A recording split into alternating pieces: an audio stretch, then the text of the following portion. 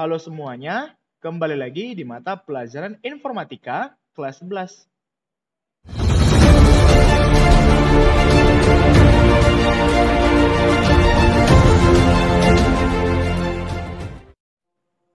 Pada pertemuan sebelumnya, kalian sudah belajar mengenai operasi hitung matematika, baik secara teori maupun secara prakteknya. Nah, di sini saya sudah melampirkan beberapa contoh operasi hitung matematika sebagai review ya. Nah, ada yang namanya tambah, itu untuk melakukan penjumlahan. Garis atau minus atau tanda kurang itu untuk melakukan pengurangan.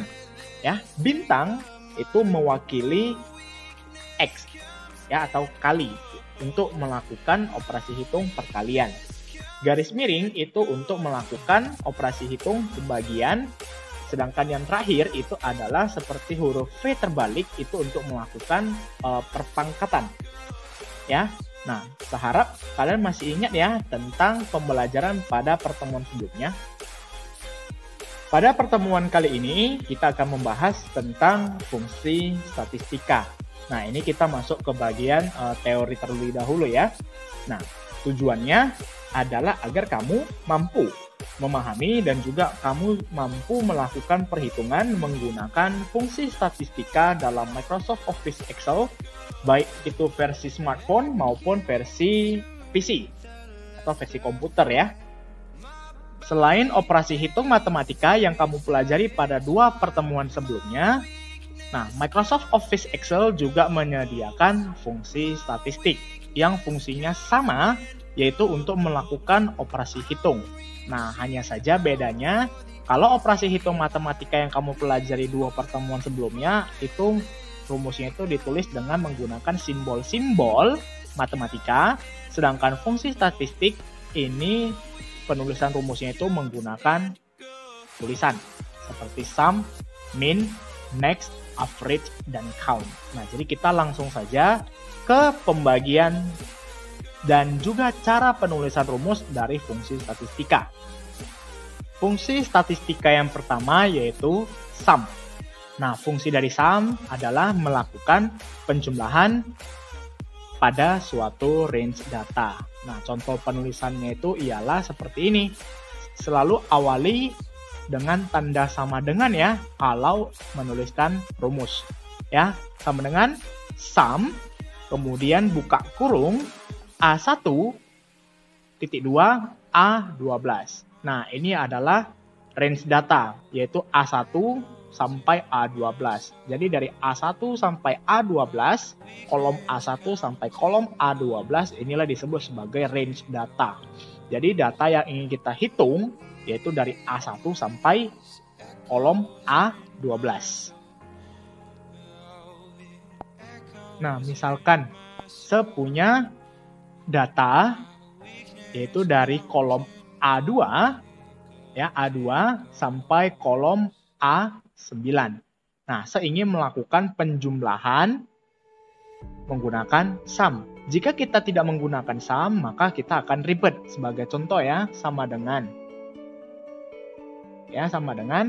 ini ditambah ini, ditambah ini, ditambah ini, ditambah ini, ditambah ini, ditambah ini, dan terakhir ditambah ini. Ya. Jika kita menggunakan operasi hitung, maka kita akan melakukannya beberapa kali. Ya, sehingga kita terlihat ribet, ya. Jadi kita gantikan fungsi penjumlahan menggunakan sum. Kita lihat contohnya yaitu sama dengan sum, buka kurung, kita klik data yang pertama, kita seret sampai data yang terakhir. Kita tutup kurung, enter, selesai. Nah, jadi penggunaan sum ini adalah untuk menggantikan operasi hitung matematika yaitu tambah. Oke, jelas ya? Kita lanjut ke fungsi statistika yang kedua yaitu adalah min. Fungsi dari min untuk mencari atau menampilkan nilai terendah pada suatu range data. Nah, berikut ini adalah contoh penulisannya ya. Kurang lebih sama ya seperti sum.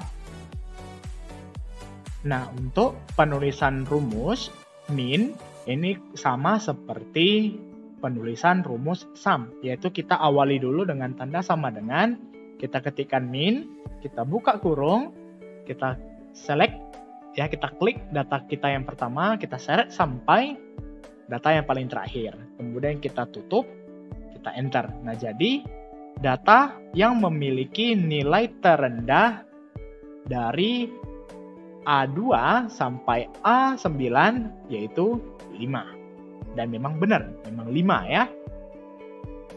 Jadi ini adalah contoh penulisan rumus dari min. Fungsi statistika yang berikutnya ialah max. Nah, fungsi dari max untuk mencari atau menampilkan nilai tertinggi pada suatu range data. Nah, untuk cara penulisannya ini juga sama seperti penulisan rumus-rumus yang sebelumnya. Dan mungkin tidak akan secontohkan lagi ya. Jadi kita lanjut saja ke fungsi statistik yang berikutnya, yaitu average. Nah, average ini memiliki fungsi untuk menghitung nilai rata-rata pada suatu range data. Nah, cara penulisannya itu ada dua. Ya, ada yang menggunakan average saja, kemudian ada juga yang menggunakan round. Nah, bedanya apa? Kalau average, nah kita kan mencari nilai rata-rata. Terkadang hasilnya itu kan berkoma-koma. Sebagai contoh ya, dalam menghitung nilai ujian kalian, kan tidak mungkin di raport formatif itu tertulis misalkan 89,5, kan tidak mungkin. 89,4 kan tidak mungkin. Nah, jadi kita menggunakan fungsi yang ini, yang kedua, yaitu sama dengan round, average. Nah, fungsi round ini adalah untuk membulatkan. Ya, membulatkan misalkan 84,2 jadi 84, 84,5 jadi 85. Nah, kita langsung saja ke cara penulisan rumus dari average. Nah, jadi ini adalah contoh penulisan rumus dari average. Nah, kita menggunakan average dulu ya. Sama dengan average. Jadi ini penulisan average ini sama ya. 12, kita seret sampai data yang paling terakhir, yaitu A9 ya kan. Kita tutup, kita enter. Nah, hasilnya itu adalah 8. Oke. Nah, ini kebetulan hasil rata-ratanya bilangan bulat 8. Misalkan seganti nih. Nah, misalkan seganti, tiba-tiba rata-ratanya kan pasti berubah. 8,125. 8,125. Kan tidak mungkin, misalkan anggaplah ini adalah nilai raport. Kan tidak mungkin di raport kamu tertulis nilai seperti ini. Nah, jadi untuk membulatkannya kita menggunakan round. Ya. Round, buka kurung, ini 0. Oke, kita bisa menggunakan round. Nah, tapi alangkah lebih baiknya kita lakukan 1 kali pengerjaan saja. Ini kan 2 kali kerja, rata-rata dulu, baru kita bulatkan. Nah, kita bisa melakukan 1 kali kerja, yaitu dengan cara sama dengan kita gabungkan round, kita buka kurung, average, kita buka kurung lagi. Oke, kita klik datanya, kita seret. Oke, kita tutup. Kita kasih pembandingnya adalah 0. Kenapa kita kasih 0? Ya, karena kita tidak mau ada angka lagi di belakang koma. Jadi kita tulis 0. Oke, nah untuk penulisan rumusnya seperti ini. Round, average, round buka kurung, average buka kurung. Kemudian kita isi range datanya, ya A2 sampai A9. Kemudian kita tutup, kita kasih nilai pembanding yaitu 0. Karena kita tidak mau ada angka lagi di belakang koma. Ya, kemudian kita enter, maka hasilnya adalah 8. Dengan pengerjaan seperti ini. Jadi lebih efisien kita menggunakan rumus yang ini, round, average, ketimbang kita average dulu, baru kita round. Oke, nah jadi ini adalah contoh penulisan rumus menggunakan average dan juga round average. Oke, kita ke fungsi statistika yang terakhir, yaitu adalah count. Nah, fungsi dari count yaitu untuk menghitung jumlah data yang terinput dalam suatu range data. Nah, berikut ini adalah contoh penulisan dari fungsi count.